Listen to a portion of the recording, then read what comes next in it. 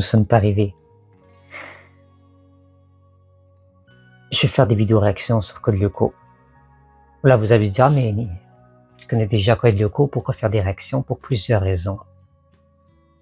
Premièrement, il n'y a aucun youtubeur français que je connais qui fait des vidéos réactions sur la série au complet de Code Lyoko. J'en ai pas vu. C'est une série qui est malheureusement à l'international et ou même pour certains Français, ça a eu son cours et quand en 2007 ça s'est terminé, le YouTube était pas vraiment, il était tout début dans son ascension.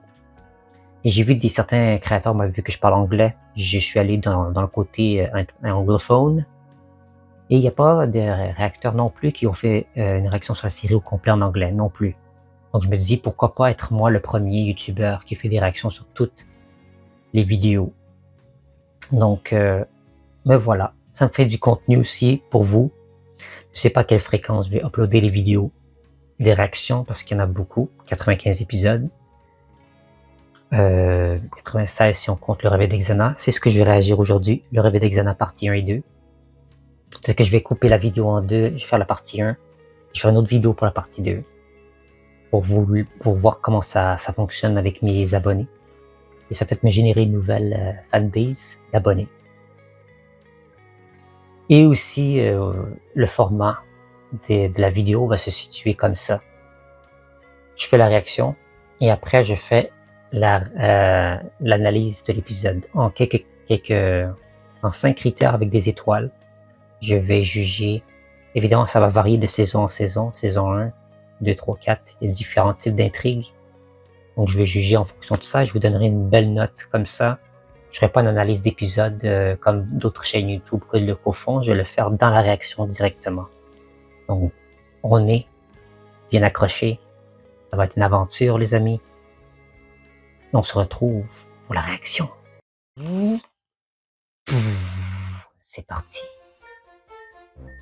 Que de l'orgasme sonore que j'entends.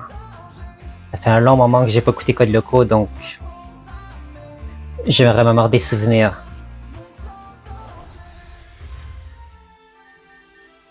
On va voir si je suis pas très rouillé sur la série, je me souviens bien des détails. Un complexe informatique avec un labo, des scanners et surtout un super ordinateur tout droit sorti d'un roman de SF. Pour l'instant, donc ça veut dire que ça fait plus de 10 ans que Jérémy est arrivé pour allumer. Ce soir, malgré ma trouille, j'ai décidé d'essayer de remettre cet ordinateur en marche. J'espère que je suis pas en train de faire une énorme bêtise. Excuse, Stern, Ulrich Stern, c'est toi? Peut-être, ouais, ça dépend qui le demande. Eh ben moi, qui est entré en scène? Quelle entrée en scène? Je viens de débarquer dans le collège et le proviseur m'a collé d'office avec toi. Si je comprends bien, t'es parti pour t'incruster. Fais pas cette tête, tu verras, je suis un garçon sympa, hyper cool et plus discret qu'une petite souris. Ah fille, il va s'incruster, hein.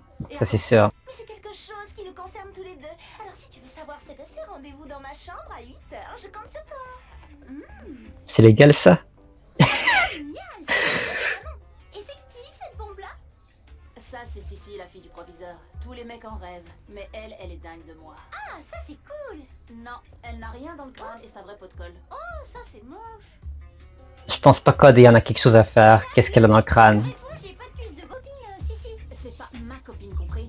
Cool. Wow. Donc ça veut dire qu'elle est libre. Ouais, elle est libre. Y a rien compris, Odd. Je te vexe pas, mais c'est dans son style. Oh, tu connais pas les films magiques? Oh là là. Eh oh, belle poire, ça va aller? Je vais l'emmener à l'infirmerie. Préviens le prof. Déjà, tu vois qu'Ulrich serait un excellent ami. Il se sauve la mise et... Il pense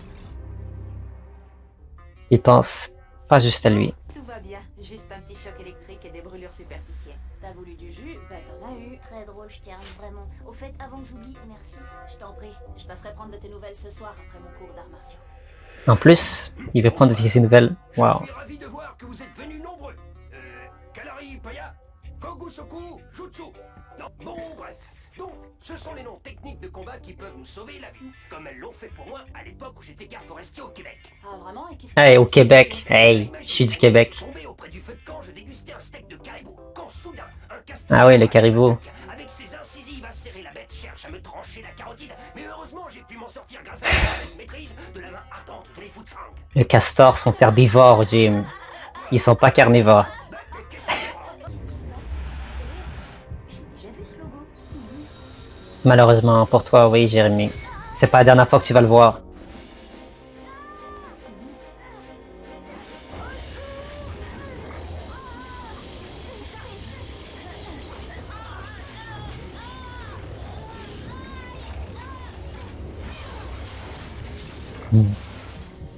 Bien exécuté, Ulrich. Mais c'est ce qui arrive quand on utilise le retour vers le passé 2546 fois, comme Franz Hopper l'a fait.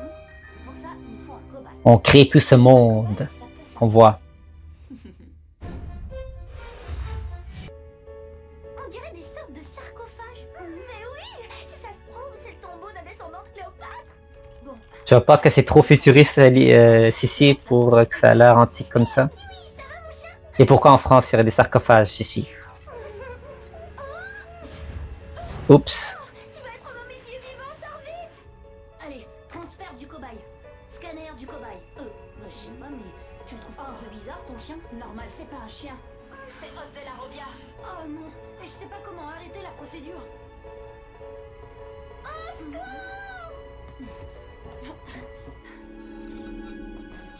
J'ai jamais compris, est-ce que l'ADN de Odd, il voulait être un chat ou c'était à cause début créé pour Kiwi, mais que ça a été altéré avec l'ADN de Odd? C'est un gros chat violet? Toujours une question qu'on se posera un jour. Qui me parle là? Et puis, demain, il faut que je sois en forme, je répète avec les majorettes. Fouillarde. Allez, vas-y, Jérémy, je suis prêt. Ok, je lance la procédure. C'était peut-être mieux comme ça, parce que si t'es pas prêt de toute façon à intégrer le groupe, Transfert, ça leur a nuit. scanner, Ulrich.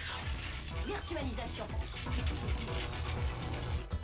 Et dire qu'un seul personnage, Ulrich Stern va arriver pour... comme Sissi Delmas, Super, je les ai semés, mais ils doivent pas être loin. aurait pu faire arrêter le show beaucoup plus vite. Parce que si Sissi était rentrée dans les scanners, elle aurait pu garder sa mémoire, donc elle saurait tout ce qui s'est passé, et si après elle aurait trop la trouille, elle aurait comme amené son père pour qu'il arrête de se percuter la terre, et ça aurait été difficile.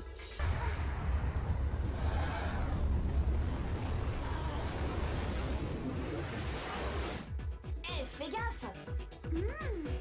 Et quand on y pense, c'est une arme très utile. C'est très unique d'avoir ça comme arme, des fléchettes pour lancer avec ses mains. C'est typiquement Code Lyoko-esque. Je me souviens pas d'un autre personnage qui ait ce genre d'arme là. Ce qui rend Odd aussi unique. Ah, ça pour vous le dire, oui. Et il y a une vidéo qui va parler des blocs demain pour vous, donc restez à l'affût. D'accord. Et tout de suite.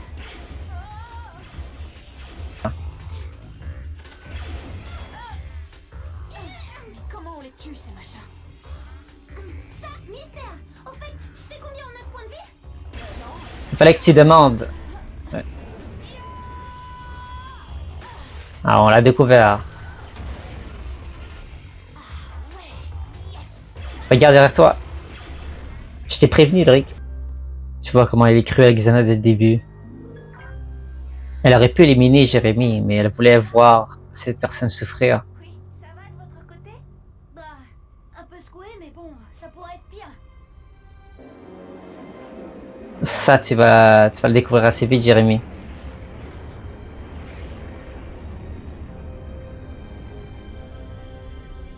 Toujours activé. Alors maintenant, nous sommes rendus dans l'analyse de l'épisode. Je vais vous expliquer rapidement le concept. Ça, c'est toutes les notes que j'ai prises il y a des années sur des épisodes. Là, on est dans la saison 1, même si je sais que le réveil de Xana, vous considérez ça dans la saison 3. Moi, je considère ça comme la saison 1, vu que c'est le début de tout. Il y a 4 critères sur lesquels je vais analyser un épisode. Et un bonus. Pour la saison 1, vu que il y a beaucoup d'épisodes feuilletonnants, je ne vais pas utiliser un des critères que j'utiliserai plus tard en saison 2, 3, 4. Les critères sont les suivants. L'intrigue l'intrigue dans l'épisode. Est-ce qu'il y a de l'intrigue? Est-ce que je suis intéressé? Est-ce qu'il y a quelque chose de nouveau, d'authentique au personnage? Tout ça qui nécessite mon attention. Chaque critère vaut 5 points, ce qui va faire un total de 20 comme une moyenne générale. Deuxième critère, l'attaque et la menace. Est-ce que l'attaque de Xana est intéressante? D'un point de vue morbide, il faut noter ça. Si la menace est vraiment grave ou grande. J'ai parlé de toutes les attaques de Xana déjà dans mon épisode de tier list des attaques de Xana. Je vous conseille fortement d'aller le voir. Je pense qu'il est vraiment intéressant pour que vous compreniez un peu comment j'analyse les attaques de Xana. Troisième critère, le combat sur Lyoko. Parce que le combat sur Lyoko est intéressant, des belles chorégraphies, un peu d'originalité, les monstres, la dynamique avec les pouvoirs et tout. Est-ce que c'est bien? Et quatrième critère que je vais changer, pour l'instant, c'est pour la saison 1, c'est la croissance des personnages. Est-ce qu'on a une croissance des personnages? Est-ce qu'on voit un peu différentes facettes de leur personnalité en saison 1? Et pour la saison 2, l'histoire avance, tout simplement. Et le point bonus, je vais dire, c'est quoi le point bonus? Le point bonus, c'est le titre. Le titre de l'épisode, si c'est intéressant.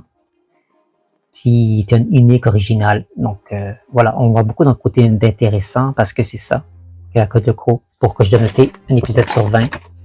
Et maintenant, commençons tout de suite par le réveil des Xana, partie 1.